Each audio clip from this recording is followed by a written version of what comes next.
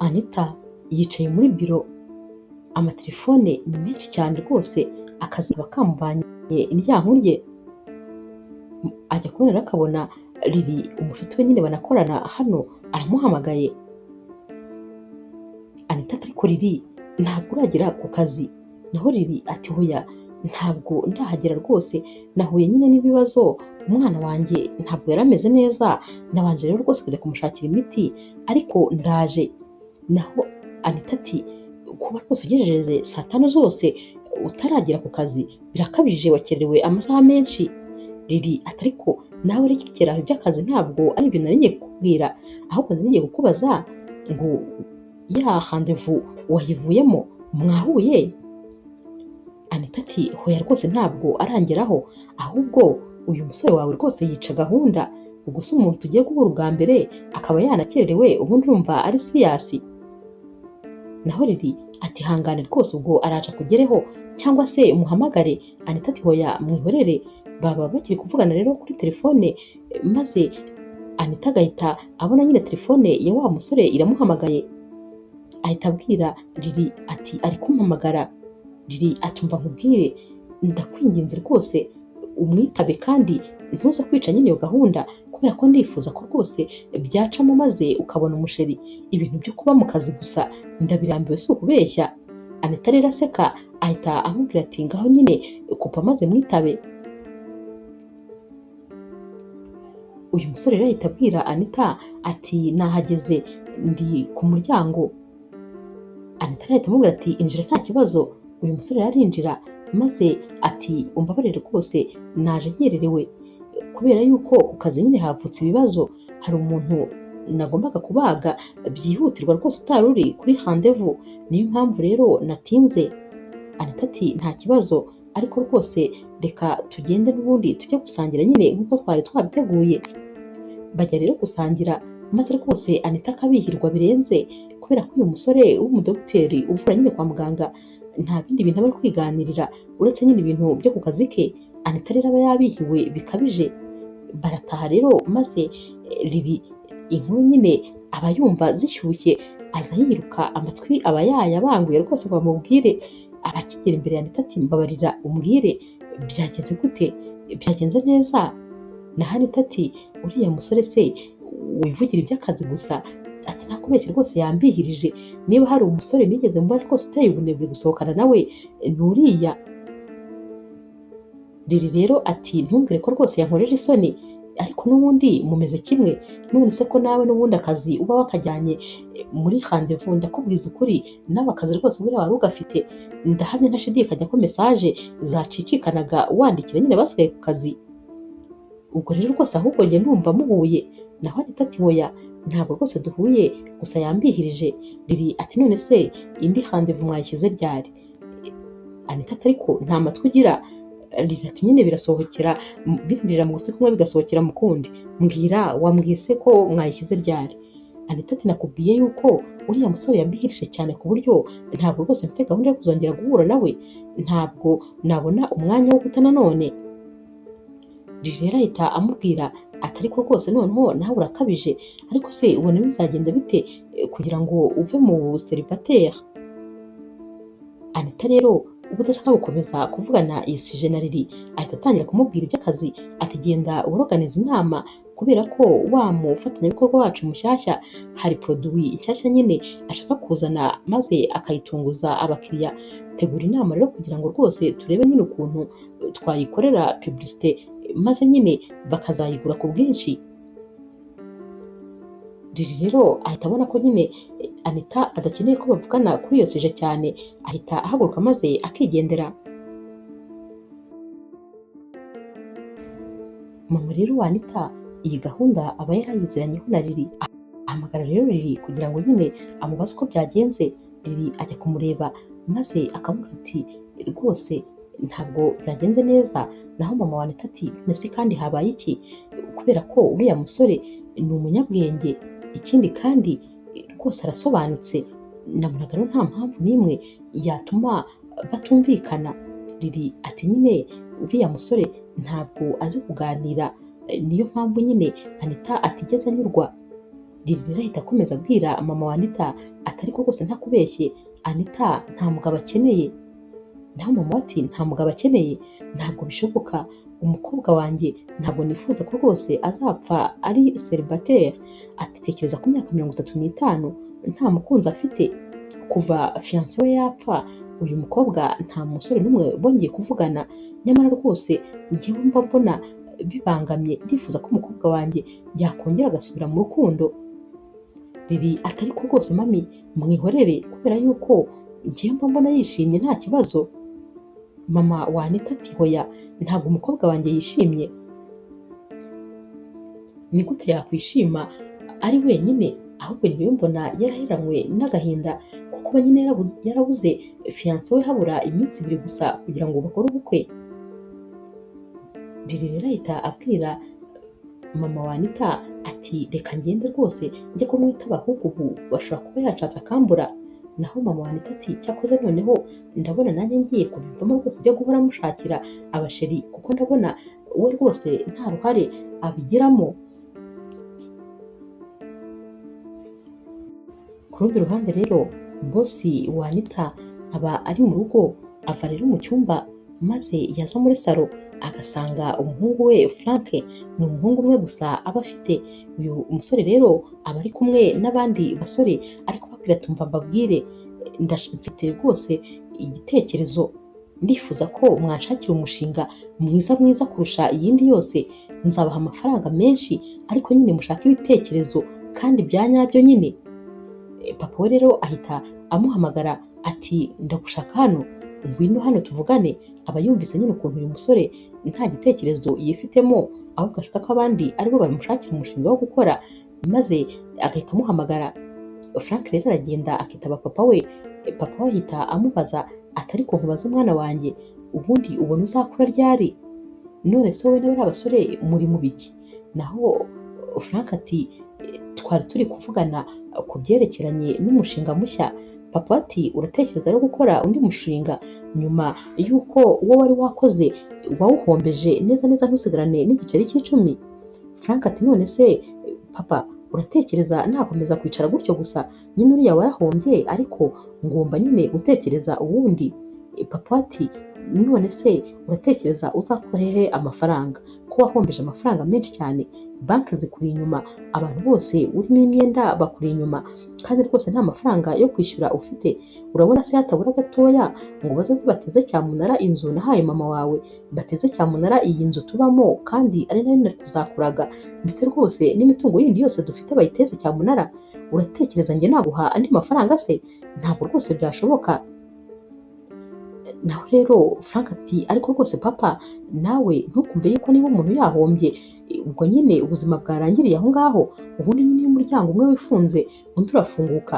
Bishatse kuvuga ko niba iriya projet nakoze yarahombye, iyo nzakora ishobora kuzampa amafaranga menshi.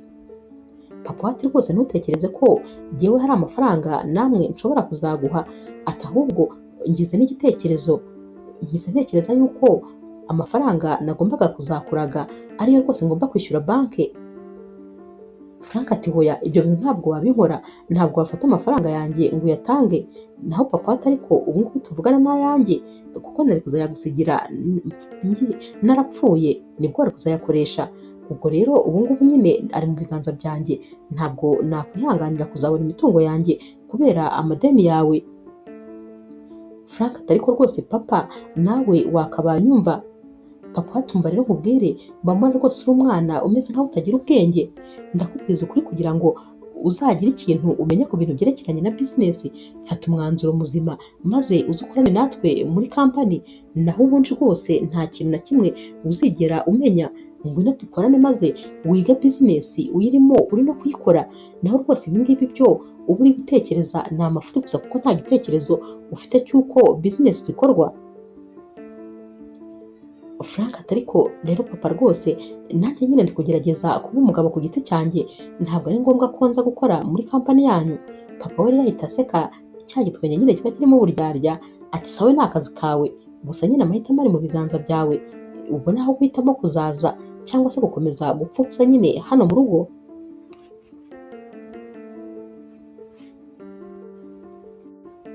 Nyuma y'umwanya muto rero papa wa Frank yumva umuntu akomanze, niwe rwose uri hafi aho ahita ajya kureba asanga rero ari mama wa Anita.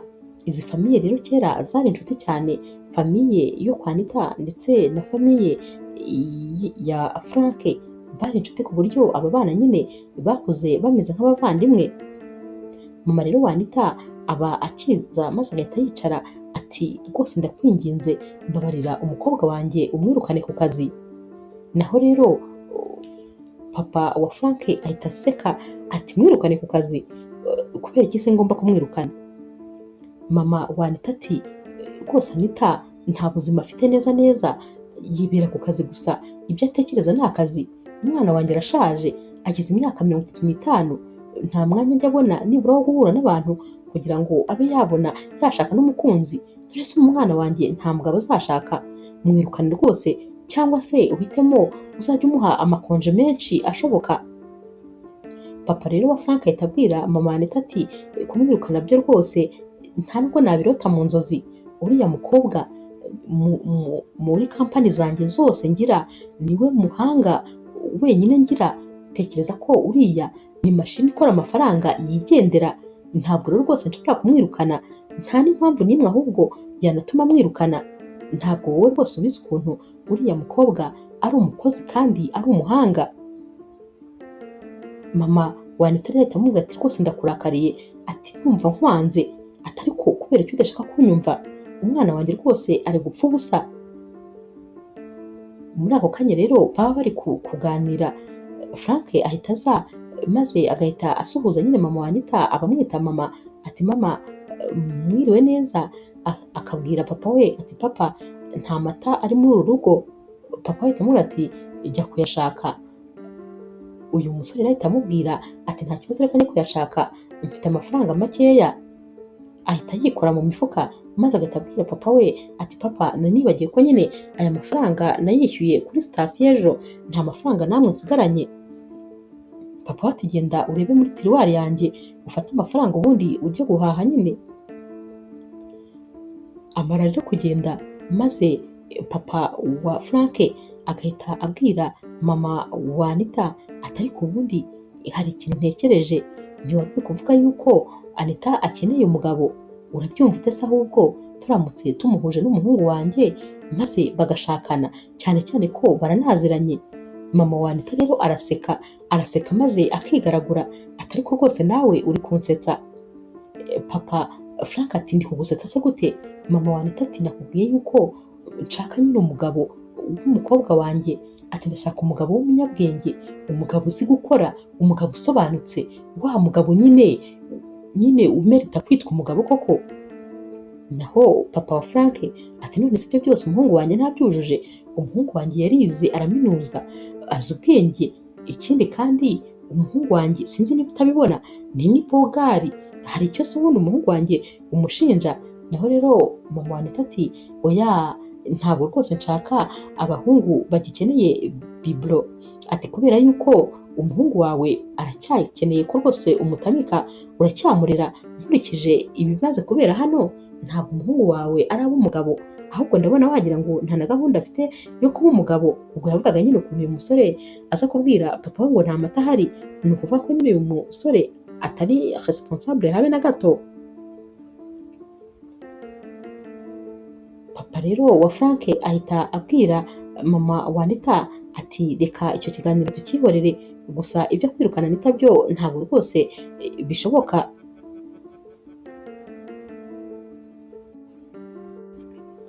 Umunsi wakurikiye rero Frank ari ashaka papa we maze bakicara muri salo. Frank aramubwira ati nabyemeye rero papa ko rwose nakorana nawe, ahari nyine nazana kwigiraho ibintu byinshi. Papa ati ariko ntabwo nyine uzatangirira kuri siyeje, uzatangirira ahubwo kuri branche imwe nyine iri hafi hano muri uyu mujyi. Naho Frank ati nari nzi yuko nzatangirira kuri siyeje maze tukajya dukorana nawe, bityo nyine ibintu byose nazamenya akazaba ari byo nzakwigiraho, kuko nanatangira kampani numvaga nyine ari wowe ngomba kuzigiraho byinshi. Papa ati ntuzongere kuvuga ibya kampani, warayihombeje yararangiye, wikurwa rero uyitekerezaho. Papa rero ahita akomeza amubwira ati ntabwo ari byiza ko wahera kuri siyeje, ugomba guhera kuri buranshe kubera ko ni naho ukenewe cyane. Ndifuza ko nyine wajya kuri iyi buranshe maze ukaba amaso ndetse n'amatwi byanjye, ukajya ubinkurikiranira aho ntari, mbese ukaba ari wowe umpagarariye. Iyi buranshe kandi ndi kukubwira umuyobozi wayo ni Anita. Anita ndizera umuzi kubera ko mwarakuranye kuva mukiri abana.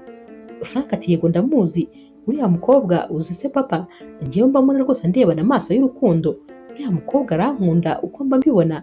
Naho papa we ati urumva se koko hari umukobwa n'umwe utagukunda? Erega uri mwiza muhungu wanjye, uri bugari, urabona hari umukobwa n'umwe koko wareka kukureba yakubonye?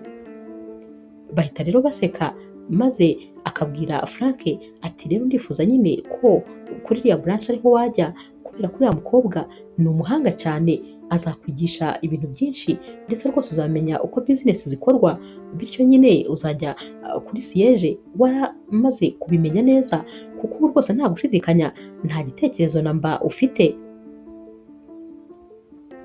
Frank rero arabyemera, ariko nyine akabwira papa ati gusa nyine kugira ngo njye gukora hariya ni uko ngomba kuba ari njye muyobozi, ngomba kuba nyine ari njye usupavayiza ibyo baba bakoze byose. Papa we ati nta kibazo. Papa rero wa Frank ahita aca inyuma, maze agahamagara Anita akamubwira ati umuhungu wanjye agiye kuza aho ngaho, ariko nyine arashaka kwigira supavayiza, ntabwo ari byo nshaka, ahubwo ngenda ndashaka ko amera nk'umustajiyeri, maze mukamwigisha, ukamwigisha akazamenya ibyerekeranye na bizinesi, kuko nta gitekerezo na kimwe nyine afite, ndakwinginze rwose ubinkorere.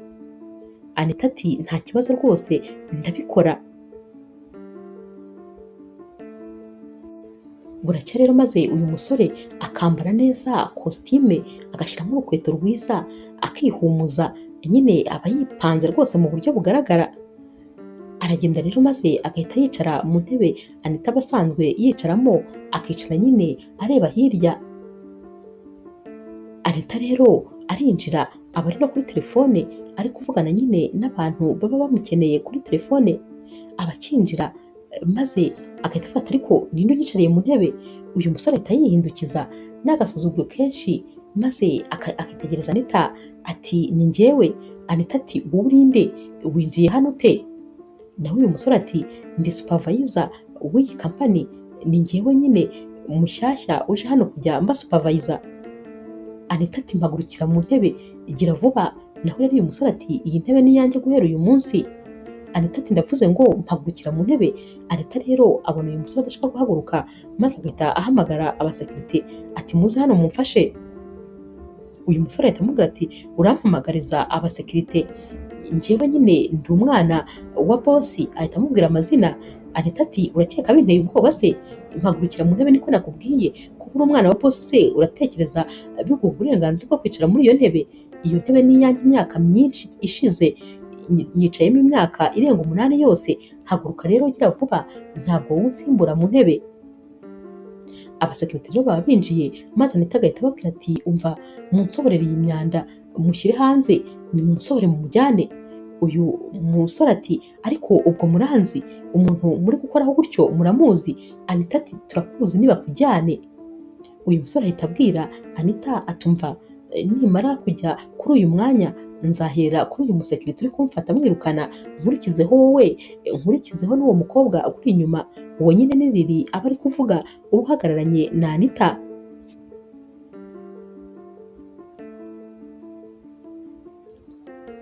Frank rero arataha, maze agahita abwira papa we ati rwose papa, sinshobora kuzasubira muri iriya kampani, narabikubwiye ko n'ubundi ntashaka, nishakiraga kwigira kuri siyeje. Uriya mukobwa ukorera hano n'umunyagasuzuguro, ntabwo rwose bishoboka ko twakorana. Sinibaza impamvu ahubwo utamwirukana, kuko arasuzugura cyane, azaguhombya. Papa ati hoya, mugomba gukorana uko byagenda kose. Naho Frank ati hoya, ntabwo rwose bishoboka, ndashaka kukubwira ko ntazasubirayo, ntabwo nzongera gukandagira muri iriya kampani kuko yansabeje bikabije. Amara gukupa telefone rero, maze papa wa Frank ati noneho rwose ndumiwe. Umunsi wa mbere bahuye n'uyu mukobwa, ndetse rwose bakamarana amasegonda make cyane, Frank agashaka ko nirukana Anita, gusa nyine umwana wanjye nawe rwose ubanza adashobotse, ntabwo azi Anita uwo ari we, ntabwo azi ukuntu uriya mukobwa ari umuhanga cyane.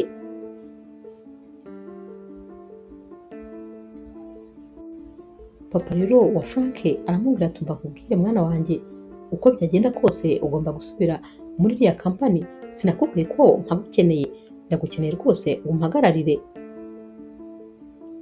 Frank rero arabyemera nyine kubera ko papa we aba ari kubimusaba, maze bwacya mu gitondo akongera akitegura ajya ku kazi rero, maze akajya muri biro ya Anita ati ndashaka yuko munyereka biro nzajya nkoreramo. Anita aramwihorera rwose akamusuzugura akigira nk'aho atanamubonye. Lily rero ahita abwira Frank ati ngwino njye kukwereka aho uzajya ukorera. Aragenda rero akamwereka nyine biro azajya akoreramo. Mu kanya rero baba bafite inama, baragenda bakajya mu nama nta muntu n'umwe umubwiye. Arabimenya maze agahita agenda nawe akinjira muri sale y'inama, asanga rero Anita ari kubwira aba bantu bose ati impamvu ni abakozi nyine bo muri iyi kampani, ati impamvu natumiye iyi nama ntabwo rwose mwigeze munyemeza kuri publicité tuzakora kugira ngo ziriya biju zizagurishwe kandi ku bwinshi. Ahita rero abona Frank yinjiye maze ati wowe se kandi urakora iki hano?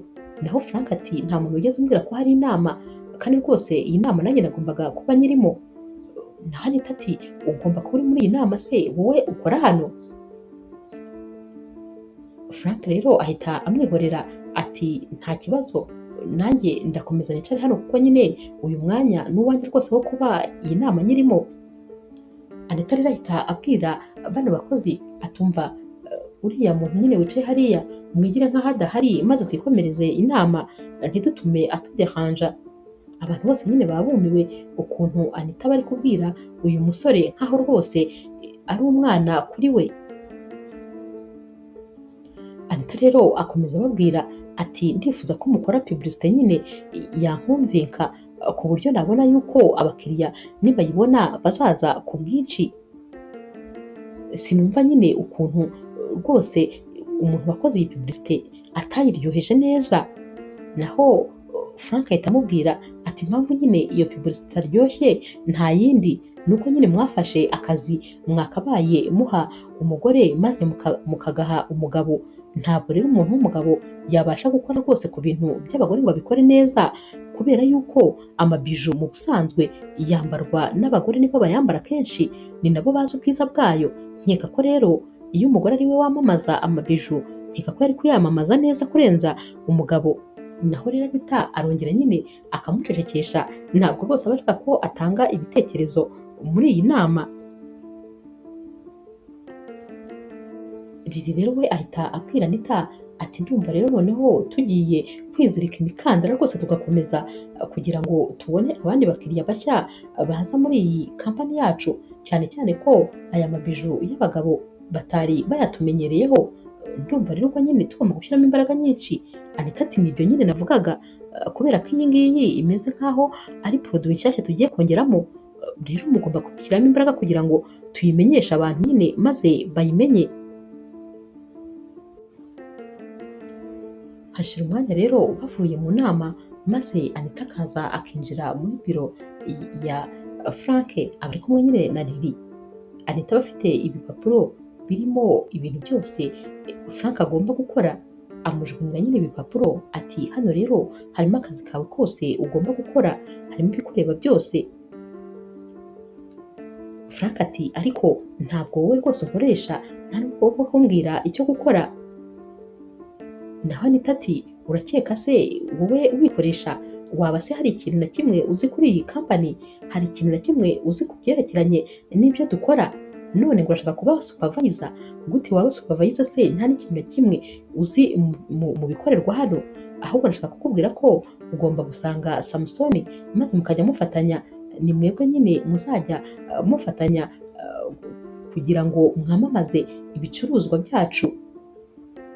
Frank rero araseka, agaseka akenda gupfa, ati njyewe Frank nkajya gukorana na Samusoni. Samusoni nyine birumvikana aba ari umusore uciriritse nyine ukora akazi gaciriritse, ntabwo nyine we aba ari umuyobozi.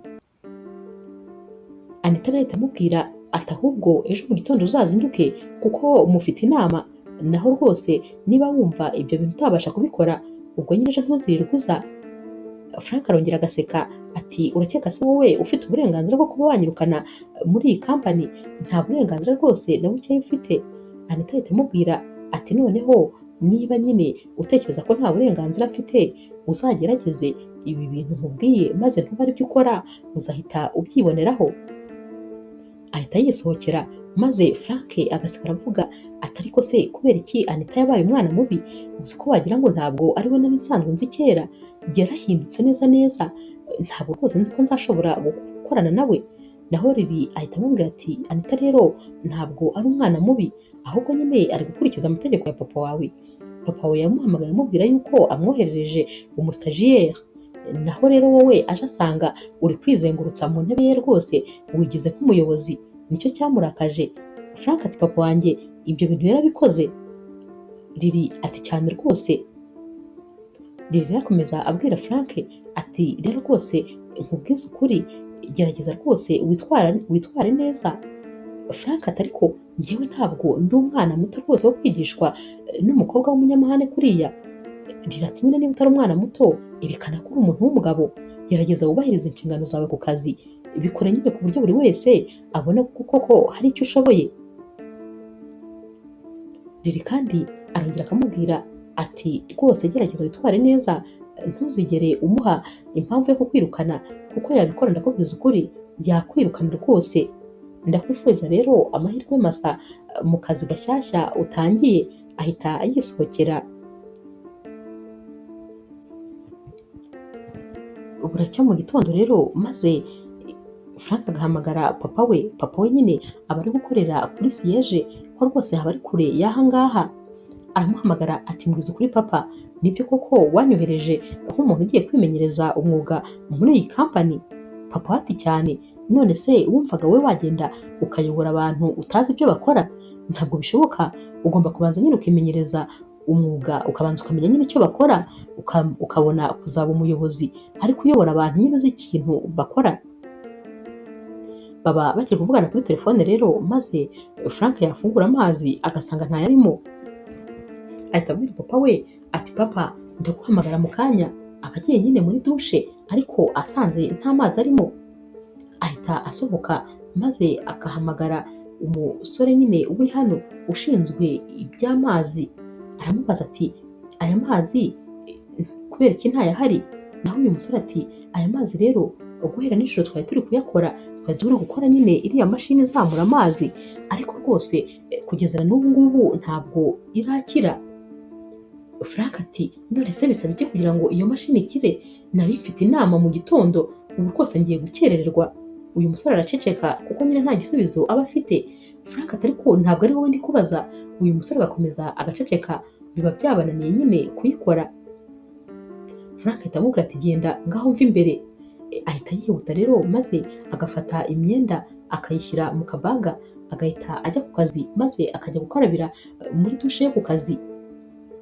Baramuhamagara rero kuri telefone, ba bantu nyine baba bagomba gukorana inama, maze bakamubura. Anita rero aza kumwirebera kuko baba bamubwiye bati Frank twamubuze neza.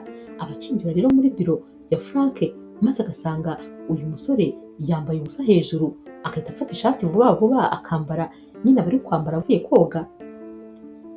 Naho rero ahita amubaza ati ariko se ubundi wowe nkwibarize, ugira akaburo kadafunze mu mutwe gute uri kwambarira hano? Ahubwo se kubera iki baguhamagaye maze bakakubura kugira ngo muri gukora inama? Frank ati narindi muri dushe. Anita ati kandi wari uri gukarabira ku kazi, ariko noneho rwose uratangaje.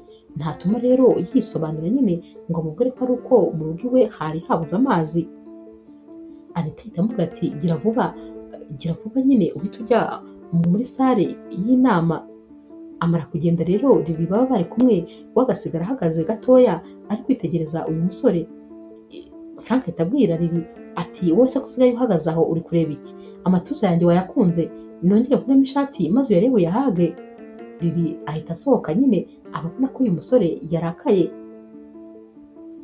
Ku mugoroba rero batashye bari mu modoka Lily ndetse na Anita, Lily abwira Anita ati nyamara rwose Anita urakabije, uriya musore uramwanga cyane, kubera icyo umwanga bigeze hariya, uramusebya, mbese umukorera ibintu bibi byose. Anita ati ahubwo ndashaka kukubwira ko iyo aba atari umwana wa bosi nakabaye rwose ntanamwirukanye ntabwo yaba akiri hariya, kubera yuko uriya musore ndamuzi kuva na kera, ni umunebwe. Uriya musore rwose nta kintu na kimwe kizima ajya akora, ntubibona se nawe ukuntu ashaka kutuyobora, kandi nta n'igitekerezo na kimwe afite cy'iyi kampani.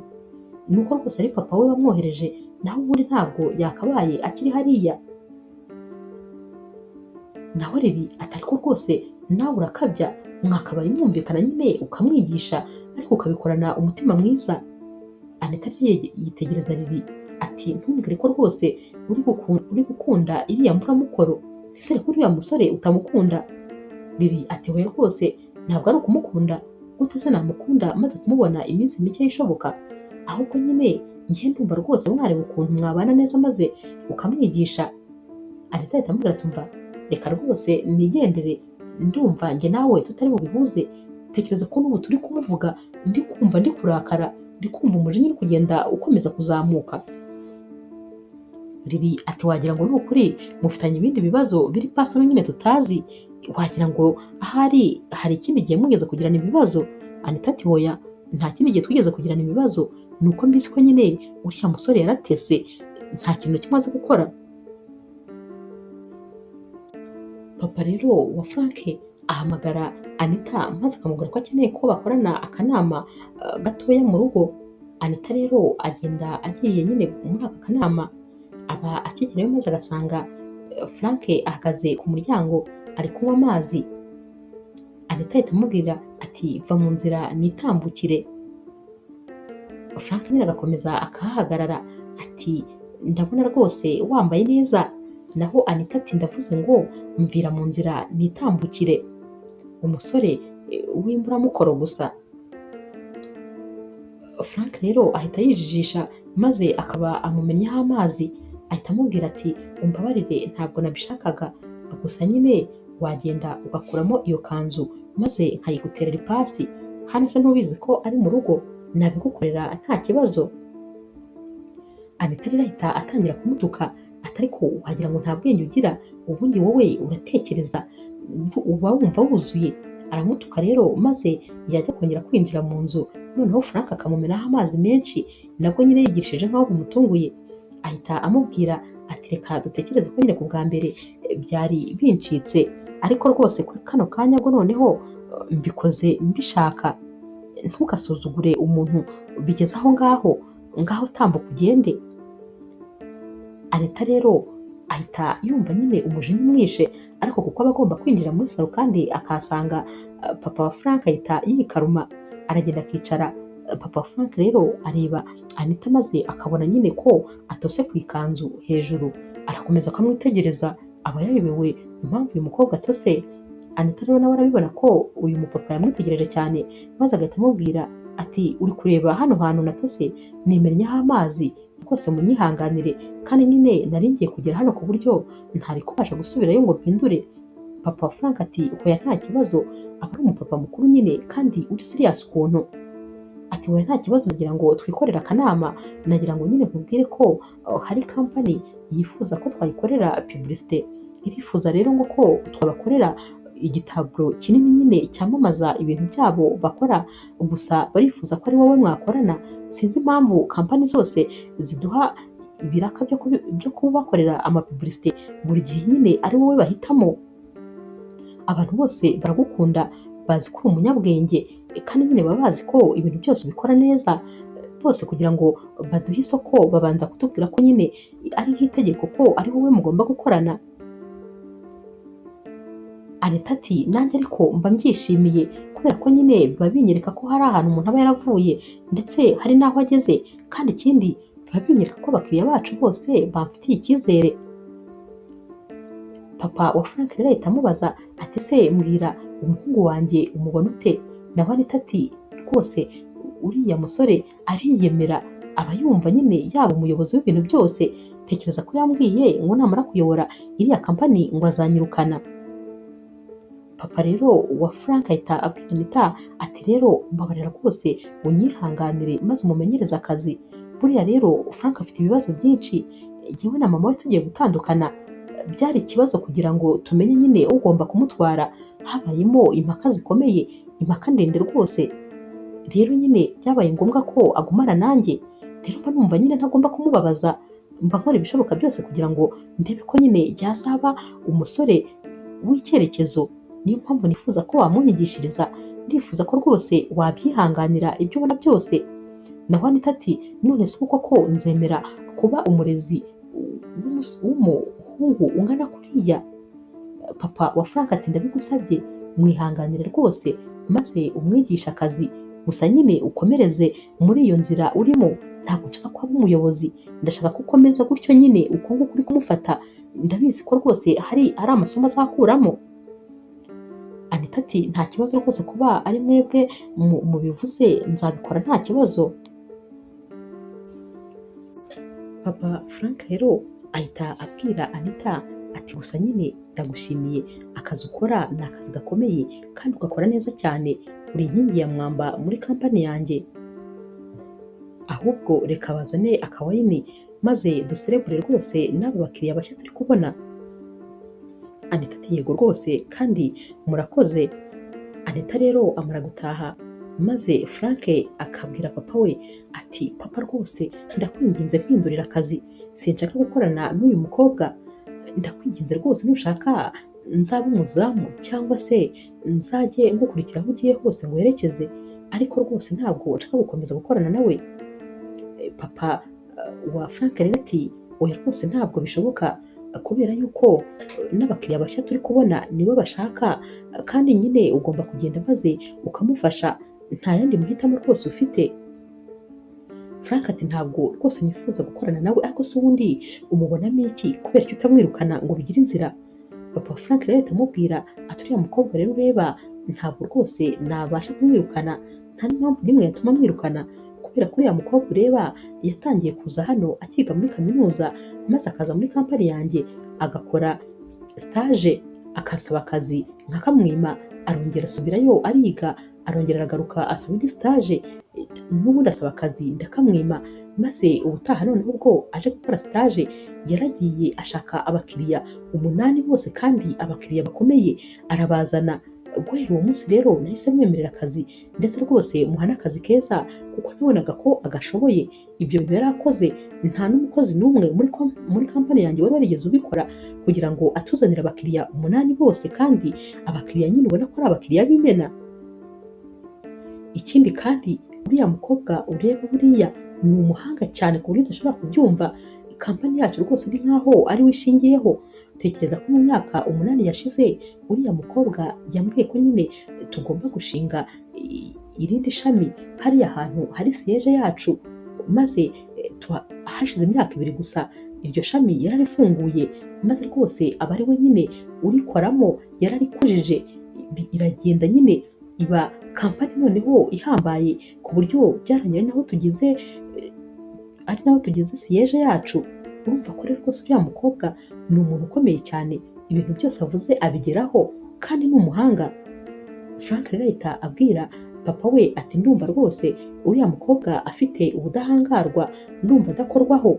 Naho papa ati ntabwo aricyo bivuze, ariko nyine uriya mukobwa rwose arashoboye.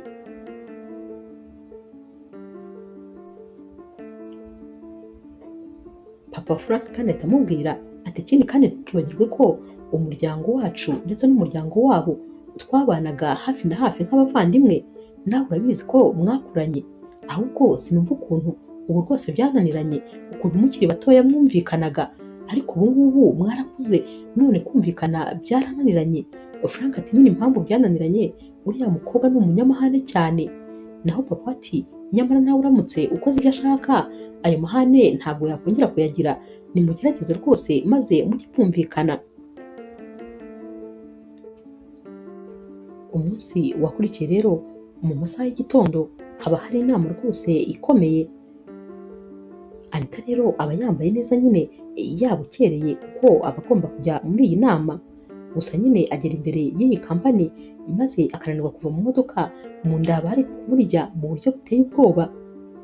Arakomeza rero agatakira mu modoka maze rwose yakumva bikomeye agahamagara Lily. Lily rero arasohoka maze akamubwira ati ariko se Anita, urabona ukuntu wakererewe inama, abantu bose bagutegereje bakubuze. Naho rero Anita ahita amubwira ati ceceka, funga umunwa abanza unyumve, ndapfuye neza neza, ndakubwiza ukuri ndapfuye. Lily rero areba uyu mukobwa akabona rwose yatangiye kubira ibyunzwe, ububabare nyine buba ari bwinshi atari kubasha no guhagarara. Lily rero ahita amubaza ati none se byakugendekeye bite? Uyu munsi wariye ibiki?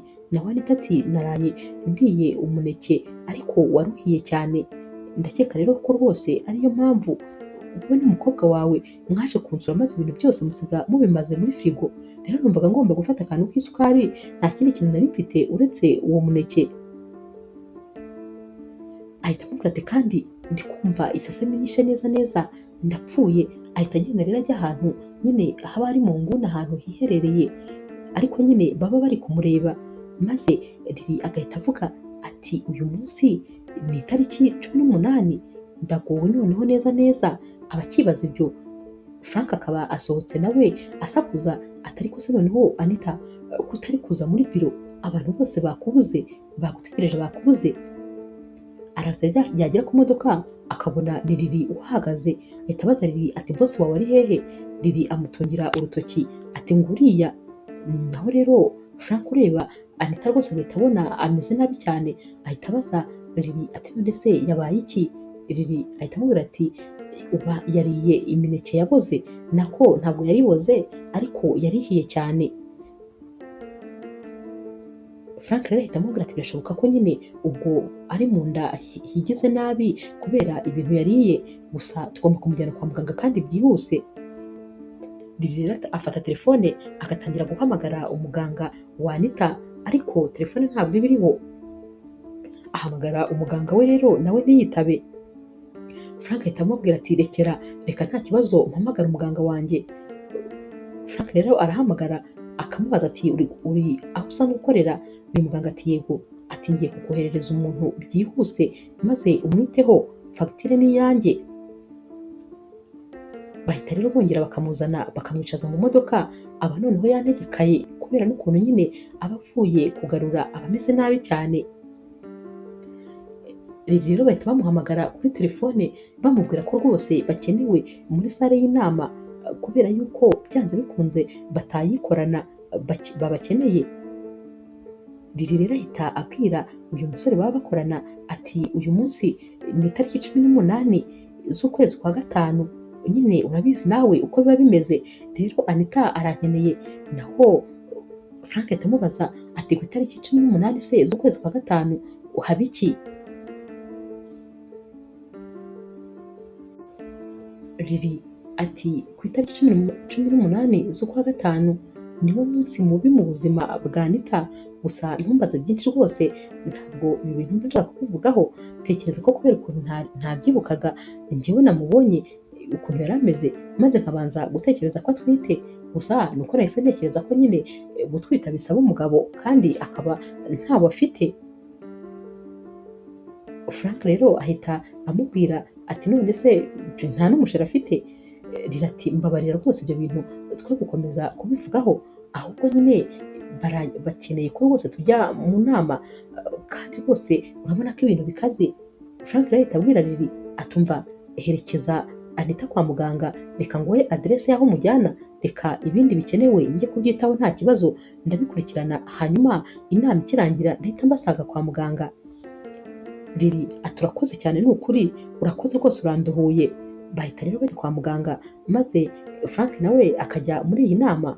Inama irarangira agahita abasanga kwa muganga nyine, asanga rero batangiye kumwitaho ndetse rwose yatangiye koroherwamo gakeya. Baramutahana rero maze bakamugeza mu rugo. Bagera mu rugo rero maze Frank akabaza Lily ati none se imiti yose wayiguze, ibintu byose bimeze neza? Binjira mu nzu kugira ngo rero babe bamuganiriza nyine gusa baba bakinjira maze telefone y'umugabo wa Lili ikaba iramuhamagaye.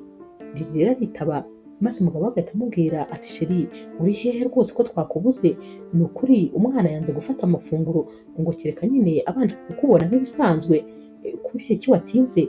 Naho Lili ati rwose sheri umbabarire ndaje mu kanya gatoya, urumva Anita yongeye nyine ararwara, ntubizi se kwa kundi nyine ku itariki 18 buri gihe bigenda, ubwo rero nyine yarankeneye cyane kurenza ikindi gihe, niyo mpamvu rero nari namugumye iruhande.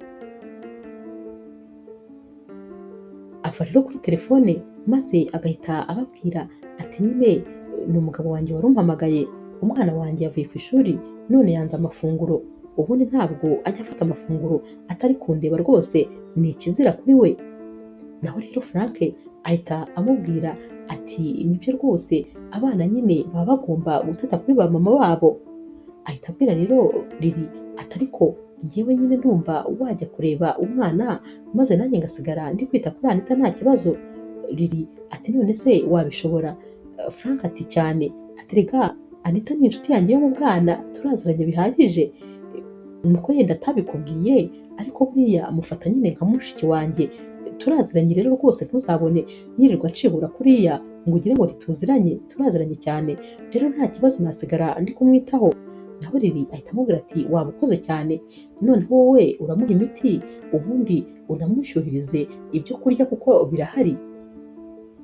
Frank ati nta kibazo rwose ndabikora. Anita atari Lili atari kumbabarire nyine ntuze kumubwira amagambo amukomeretsa. Frank ati hoya njyewe se urumva natuka umurwayi, humura rwose ndamwitaho kandi neza.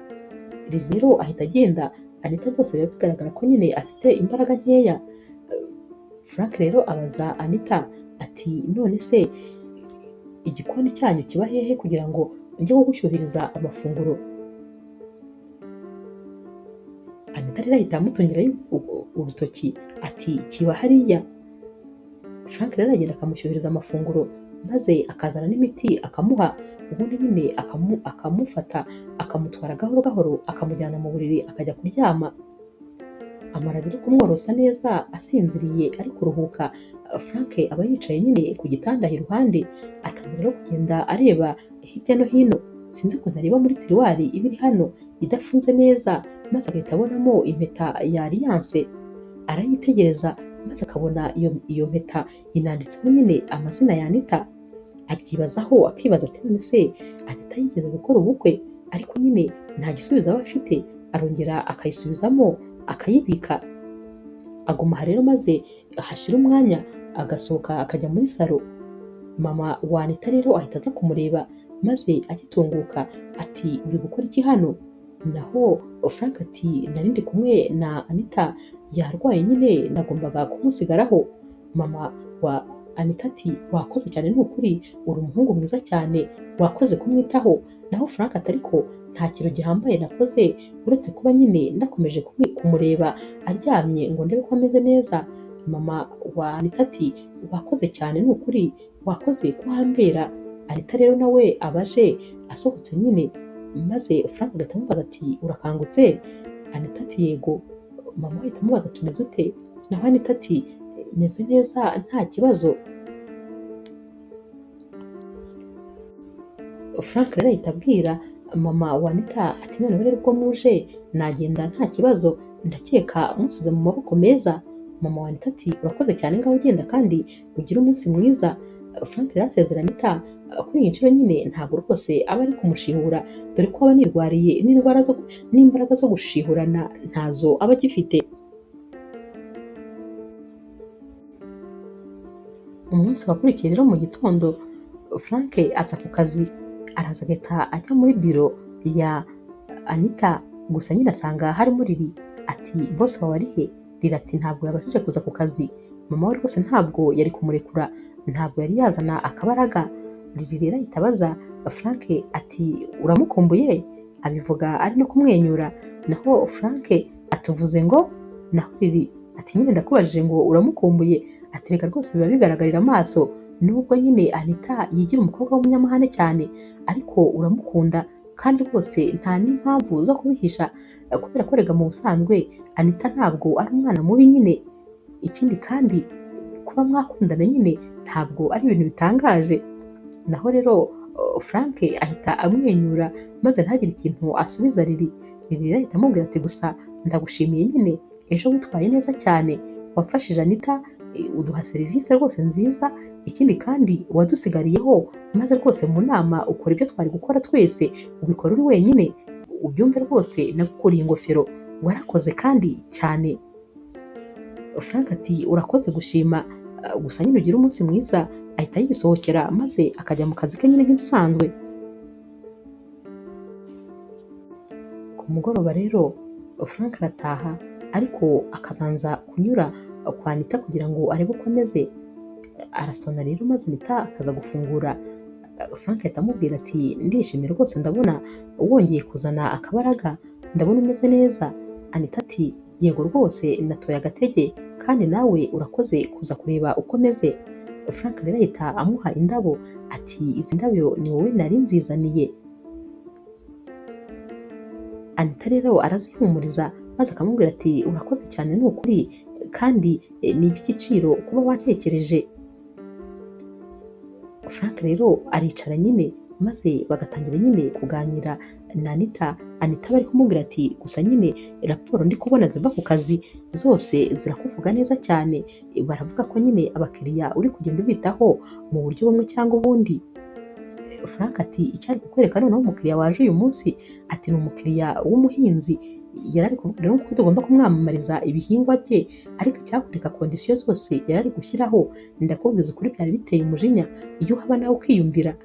Anita rero ahita aseka ati nyine mba mbese ntekereza uko biba bimeze, kubera ko abakiriya nk'abo nanjye njya mpura nabo, gusa nyine wihangane ni kuriya nyine bimeze. Akamesaje rero gahita kaza kuri telefone ya Anita, maze Anita akareba mesaje ati nanone kandi ni Jacques. Naho Frank ati ni Jacques, wa mutipe nyine mwari muri kuvugana n'ubundi kuri Skype, ni wa mu ex wawe. Naho Anita ati umu ex wanjye, ninde se wakubwiye ko nyine ari umu ex wanjye? Naho Frank ati ni wowe nyine umaze kubimbwira, si wowe ubivuze se? Anita ati reka tubyihorere, gusa nyine nta bintu birenze nyine, nta nubwo turi kuvugana ibyerekeranye nanjye nawe, ahubwo ni uko hari indi kampani ahagarariye kandi iyo kampani turakorana hafi na hafi, rero abashaka kumbwira nyine iby'akazi.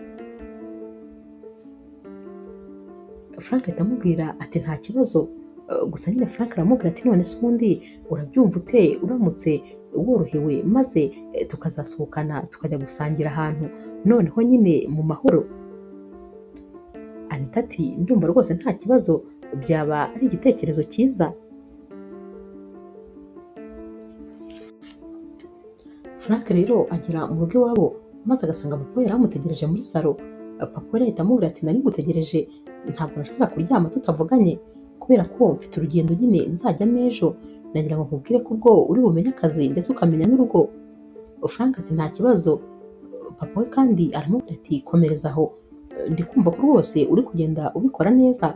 Frank turakoze cyane. Frank rero atambuka akicara iruhande rwa papa we maze agahita amubaza ati papa, hari ikintu nshaka kukubaza, mbwira ubundi Jack ni muntu ki? Naho papa wa Frank ati Jack wese?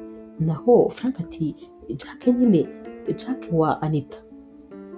Papa ati ese ni wavugaga uriya musore nyine yakundanaga na Anita, hanyuma rero baza gushwana. Bamaze gushwana rero Anita nyine yaje kwibonera undi musore barakundana. Uwo musore nyine wundi yitwaga William, barakundanye banaba abafiyanse. Habura rero iminsi 2 gusa ngo bakore ubukwe, uyu musore yakoze impanuka maze arapfa. Nyuma rero y'igihe kinini cyane Jacques yarongeye agaruka nyine mu buzima bwa Anita, atangira kongera kumutereta, ariko nyine ntabwo byongeye kwemera kubera ko Anita nyine ntabwo urumva yari ari mu bihe bye bibi, ntabwo rwose byari gushoboka. Ndakeka rero ko nta kintu nyine kiri hagati ye na Jacques, gusa nyine barakorana hafi na hafi. Frank ahita abaza papa we ati ni ukuvuga ko rero nta rukundo ruri hagati yabo? Papa we ati ndakeka nta ruhari rwose.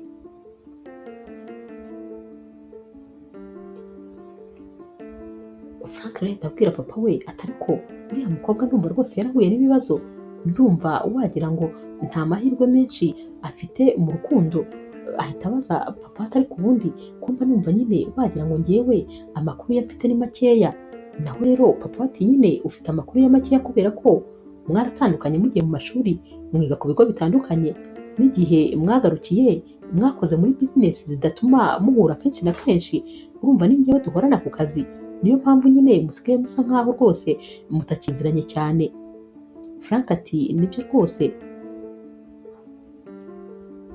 Umunsi wakurikiye rero Anita aba ari muri biro, Lily aza yiruka ati Jack yaje. Anita ati yageze hano? Lily ati yego arategereje ahubwo kuri reception, nuko nari mbanje kuza kubikubwira.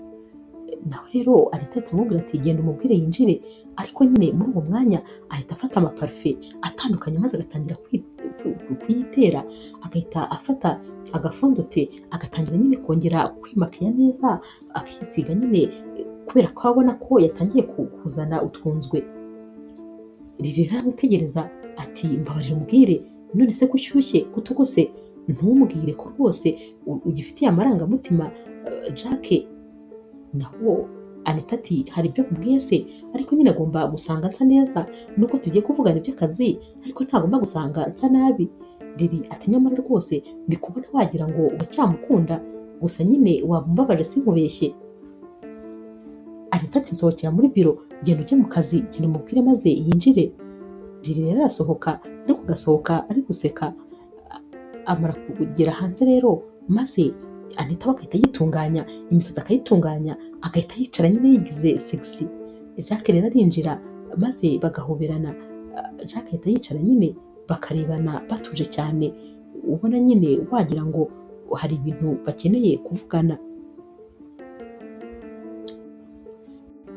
Jack rero abwira Anita ati ariko rwose nari ngukumbuye, hari hashize iminsi myinshi, urabyumva ute se dusohotse maze tugasangira akantu ko kunywa? Anita rero aramubwira ati se ubwo byaba ari byiza? Naho Jack ati ntacyo byaba bitwaye, nyemerera rwose maze dusohokane dusangire. Anita rero arabyemera maze bagasohokana, baragenda rero bagasangira, maze Jack akabwira Anita ati rero rwose ndacyagukunda kandi ndagukunda cyane, ndifuza ko twakongera tugasubira mu rukundo. Anita ati ntabwo byashoboka, gusa nyine wampa umwanya maze nkazabitekerezaho, kubera ko ntabwo mba numva meze neza. Naho rero Jack ahita amubwira ati ariko ngiye mbona nta kintu cyabibuza, ahubwo si n'ibyo gusa, njye ndifuza ko twanakora ubukwe, nta mpamvu rega yo kugira ngo ugume mu gahinda, kubera yuko William yarapfuye, yaragiye ntakiri kuri ino si. Ugomba rero kumwibagirwa, kubera ko nyine uri gusaza, imyaka uri kugira uri kugenda uba umukecuru. Mu gihe kizaza nta muntu n'umwe uzaba akikubaza izina, ushobora no kuzaba utakibyara. Aya magambo yose rero aba avuze akomeretsa Anita, maze Anita agahita amubwira ati uvuze ngo iki? Ati cyakoze ndumiwe, ni uguteye amagambo akuva mu kanwa ni amagambo mabi gusa. Urumva ngurubahuka William, mu bantu uvuga ntuzongere kumuvuga muri ako kanwa kawe, ntukamwubahuke bigeze aho ngaho. Ndabizi nyine, ndabizi ko yagiye, ariko ntabwo bigomba gutuma ntamwibuka. Ikindi kandi William yari fiance wanjye, naramukundaga cyane ku buryo ntigeze nkunda undi muntu. Uratekereza ko ngomba kumwibagirwa uyu munsi cyangwa ejo se? Ndavuze ngo ntuzongere na rimwe kumpamagara, ntuzongere kumvugisha, sinshaka no kuzongera kwibuka izina ryawe ukundi. Ahita ataha rero Anita nyine agenda arira, birumvikana haba mu modoka amarira aba ari menshi cyane, aba yababaye kubera ukuntu nyine uyu musore aba amubwiye amagambo mabi cyane yo kumucyurira. Umunsi wakurikiye rero Anita aba agiye ku kazi, amara guparika imodoka ye maze yavamo agahita abona Jack ahagaze aho ngaho ku ruhande, aba yaramutegereje. Anita rero ahita amubaza ati urakora iki hano? Naho Jack ati nari ngutegereje ngo tuvugane, nimugoroba twatandukanye nabi, nyamara rwose ari wowe ubigizemo uruhare. Ni gute nkubwira ibintu byiza maze wowe ukabihindura nkaho ndi umuntu mubi? Anita ati ariko ndakeka nta kintu utavuze rwose, ibintu byose washakaga kumbwira wabimbwiye, nakubwiye ko kandi ugomba kumvira mu buzima, ntuzongere kumvugisha ukundi. Naho rero Jack ati ariko se wowe ubundi uri impumyi, kubera icyo ukomeza kwigira nkaho uri umupfakazi w'umugabo wapfuye? Uriya musore yarapfuye hashize imyaka 5 yose, ni gute ukomeza kwigira nkaho ukimutegereje? Arakomeza n'ubundi akamubwira amagambo mabi amusesereza, maze Anita akazamura urushyi agiye kumukubita. Uyu musore ahita amufata amaboko, akamufata akamukomeza ku buryo Anita bari kubabara. Aramubwira ati ndekura, ndekura ariko. Naho uyu musore agakomeza akamufata. Frank rero yumva urusaku arimo imbere mu nzu, maze agahita asohoka nyine akaza hanze muri parikingi, ahita asanga uyu musore yafashe Anita yamukomeje. Frank ahita amubwira ati gira vuba, rekura uyu mukobwa. Ahita abajyamo hagati rero, maze akabwira uyu musore ati ariko nta soni, iyo ufashe umukobwa gutyo uba wumva nta bwoba ufite? Naho Jack ati ariko uyu ni sheri wanjye, ntabwo ukwiriye kubyivangamo. Frank ati ntabwo ari sheri wawe, yari we kera, ariko ubu ngubu ntabwo ari sheri wawe. Naho rero Jack ahita akomeza n'ubundi kubwira Anita amagambo mabi, maze Frank akamubwira ati ndakwinginze fata urufunguzo rw'imodoka yawe winjire mutware ugende, kubera yuko nukomeza kwigira nabi hano ndaguhondagura nkuvurugute mu byondo, nindangiza ngushyire muri butu y'imodoka yawe. Ntabwo ngewe nyangira imikino, nta nubwo kandi njya ntorera umuntu usuzugura igitsina gore. Frank rero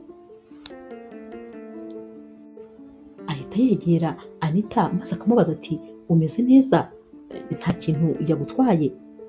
Naho rero uyu musore abona batakiri no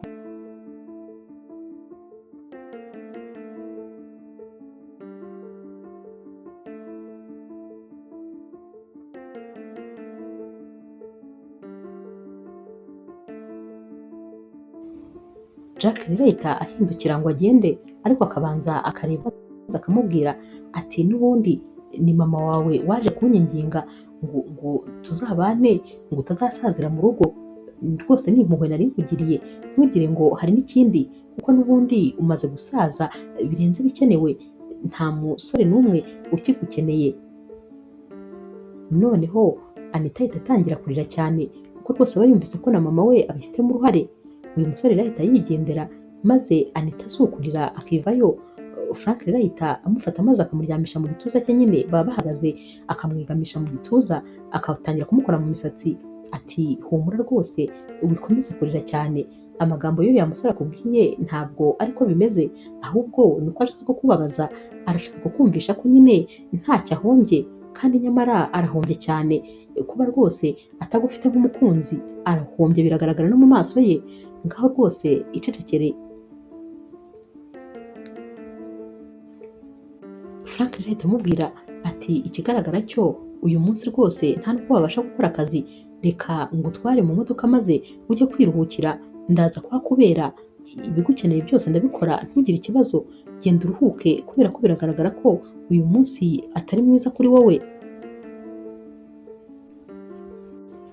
Bagera mu rugo kwa Anita rero, maze bakicara muri salo.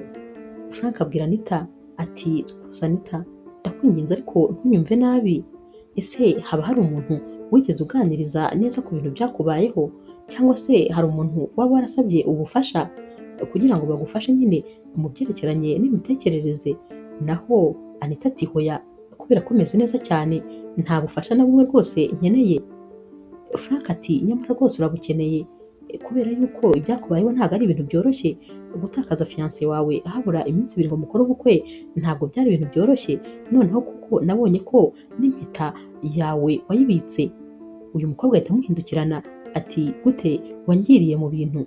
Naho Frank ati cyagiye wari urwaye, nari nicaye mu cyumba ndi kugenda nyine ndeba hirya no hino, mba ndayibonye muri tiruwari itari ifunze neza, gusa nyine umbabarire, ni amakosa kuba narayirebye, ariko ntabwo nari kureka kuyireba. ubwo rero Anita nyine aba yatangiye kurira kandi cyane.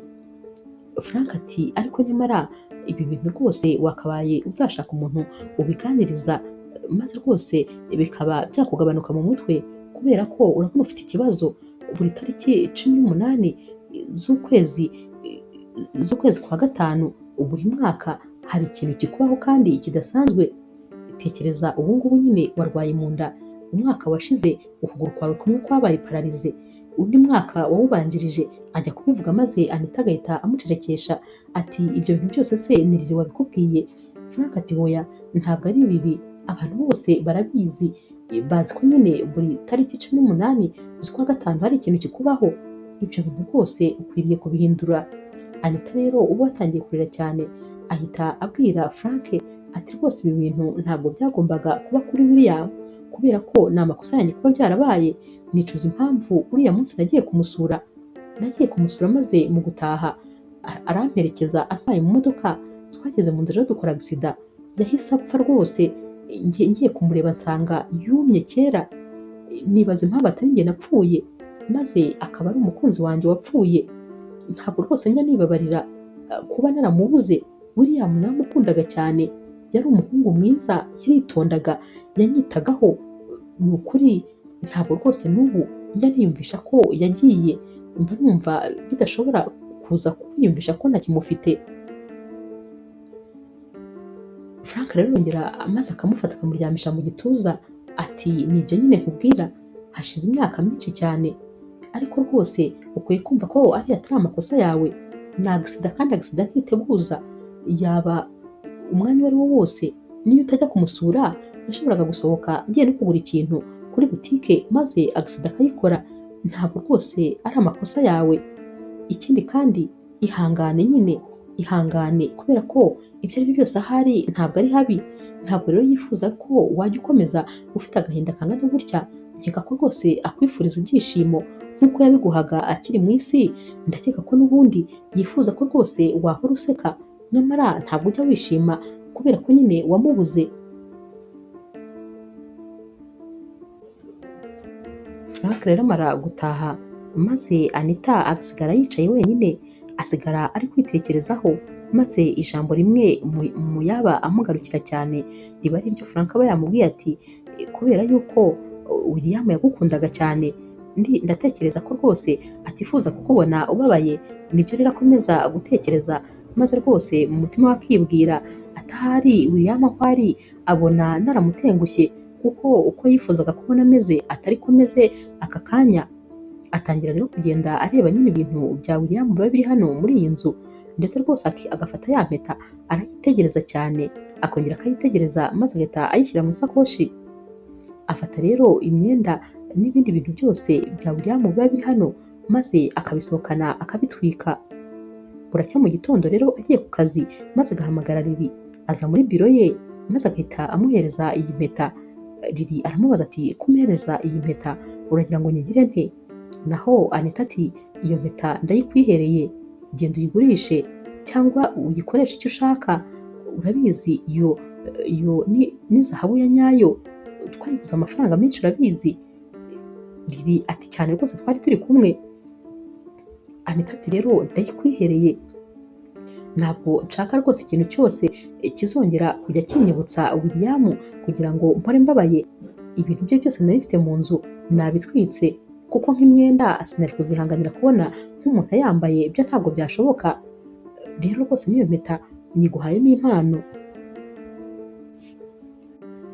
Lili rero ahita amubwira ati ndishimye rwose, kuko iyo ntambwe wateye ni ingirakamaro.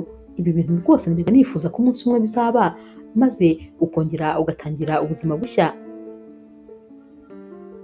Anita rero ahita amubwira ati byose rwose ni ukubera Frank, amagambo yambwiye nimugoroba niyo rwose yansubije intege mu bugingo, maze koko bituma ntekereza ko ngomba kongera kubaho kandi kwishima, kubera ko nibyo William yanyifurizaga ibihe byose.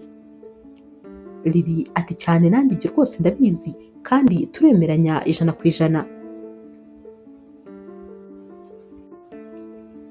Frank rero atangira kujya yita kuri Anita by'umwihariko, kuko nyine abazi ko kunyura mu bihe bikomeye kandi aba agomba kumufasha kubinyuramo neza. Atangira no kujya amuganiriza kenshi ndetse rwose akanamusohokana bakagirana ibihe byiza kugira ngo nyine atangire yibagirwe ibintu byose bimubabaza ndetse ye kuguma wenyine, ahubwo irungu rwose rishire Frank ajya rimumara. Birakunda rero rwose maze Anita agatangira noneho kujya yishima, agatangira kujya aseka ndetse rwose nawe agatangira kujya yishimira Frank, akumva bakunda kuba bari kumwe inshuro nyinshi. Umunsi umwe rero aba ari mu masaha y'umugoroba, Frank aza kureba Anita, arakomanga Anita agafungura, maze Frank agahita amuhereza indabyo ati nari nje kukwifuriza umunsi mukuru wa Saint Valentin.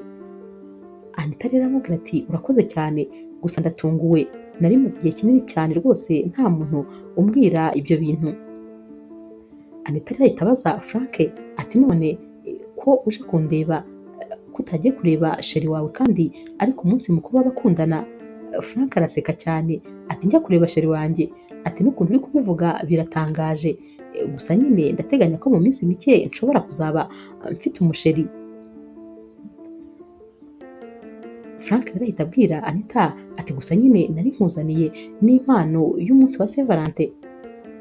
Anita ati ntiwumva ko gikomeza kuntungura, ntabwo rwose ibyo bintu nari mbiherutse. Frank rero ahita amuhereza agapfunyika kaba karimo impano, kaba karimo agakufi keza cyane. Anita ahita atega ijosi kugira ngo Frank akamwambike, maze akakamwambika akabona karamubereye cyane, ahita amubwira turakoze, gusa nanjye ngomba kuzashaka impano maze nkayiguha.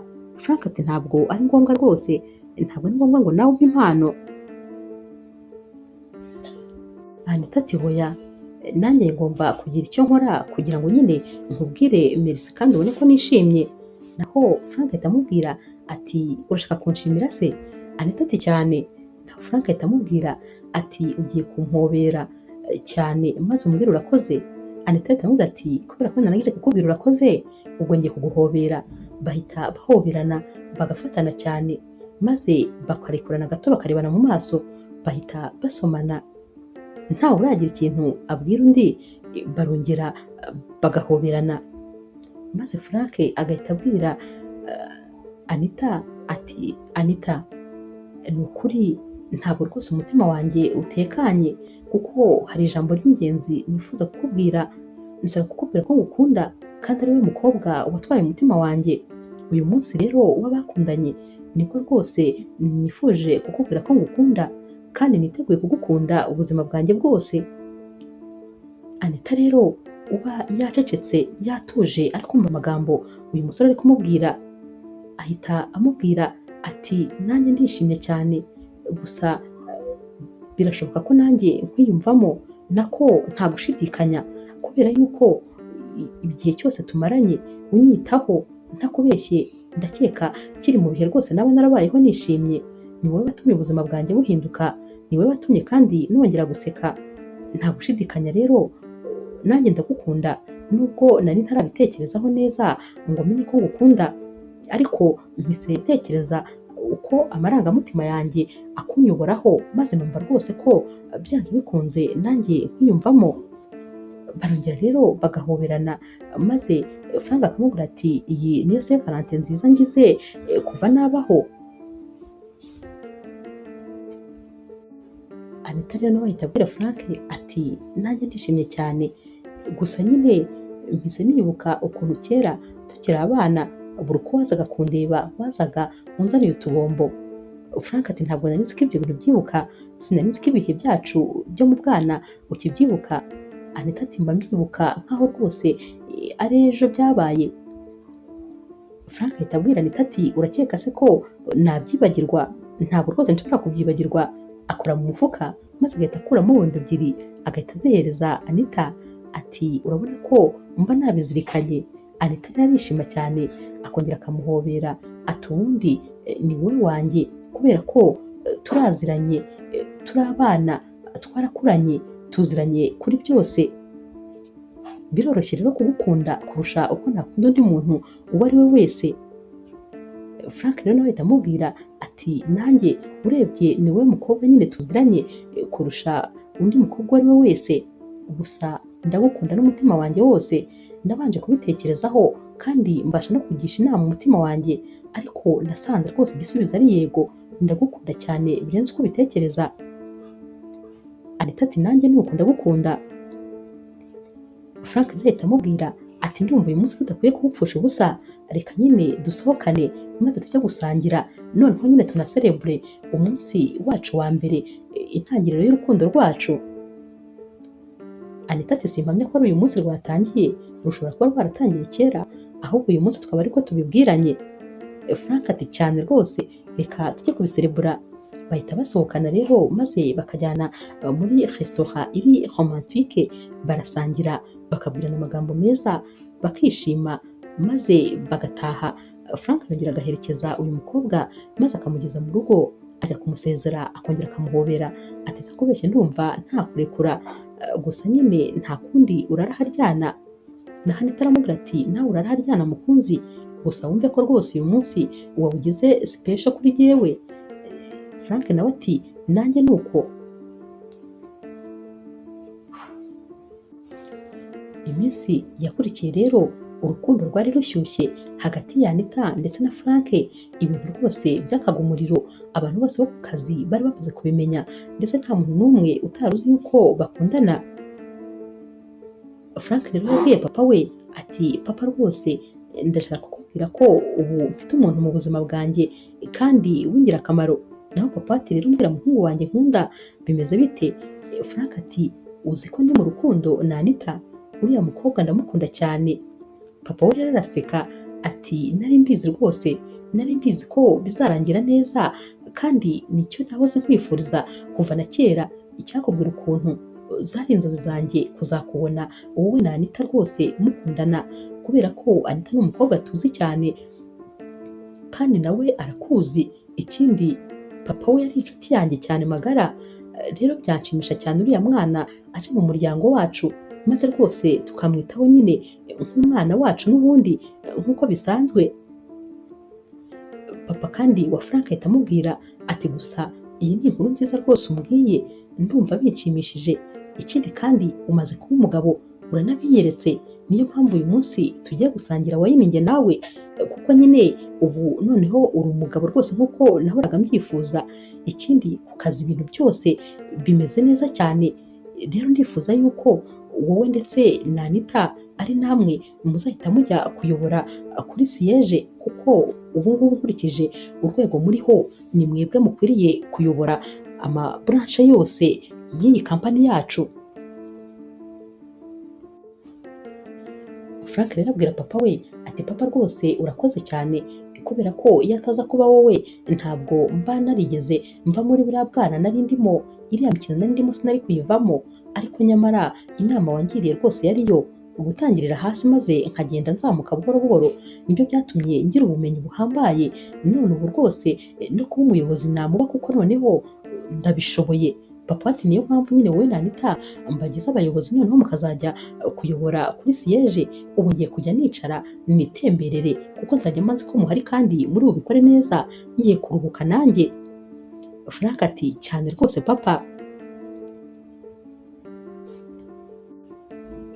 Umunsi umwe rero aba ari mu masaha n'ubundi y'umugoroba, buba butangiye kwira.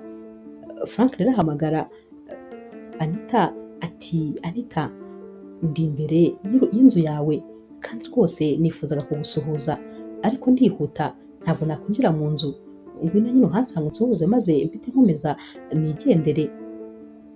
Anita rero arasohoka maze agahita asanga Frank apfukamye hasi nyine ahangaha hameze nk'aho ari mu kibuga, afite ururabyo rwiza cyane, hejuru haba hariho ka kabuwate karimo impeta, ndetse rwose ku ruhande hariho bombo ebyiri, za bombo nyine yakundaga kumuha kera bakiri abana. Anita rero ahita yipfuka mu maso maze nyine amarira agatangira gushoka kubera ibyishimo, gusa ahita akomeza atera intambwe yegera Frank. Frank rero ahita amubwira ati umukunzi wanjye kandi nkunda cyane, ndifuza rwose kukubwira ko uri urukundo rw'ubuzima bwanjye bwose. Ndifuza kandi kugusaba ko wanyemerera ko rwose utazigera uva iruhande rwanjye, ndetse ko tuzakundana ubuziraherezo. maze rwose nkabihamya nshyira impeta mu rutoki rwawe. Anita rero n'amarira menshi ahita amuhereza ikiganza maze akamubwira ati ndabyemeye rwose mukunzi, nanjye ndifuza kuba uwawe ubuziraherezo. Frank rero amwambika impeta maze Anita akamufasha guhaguruka, amuhereza za ndabyo rero ndetse na za bombo.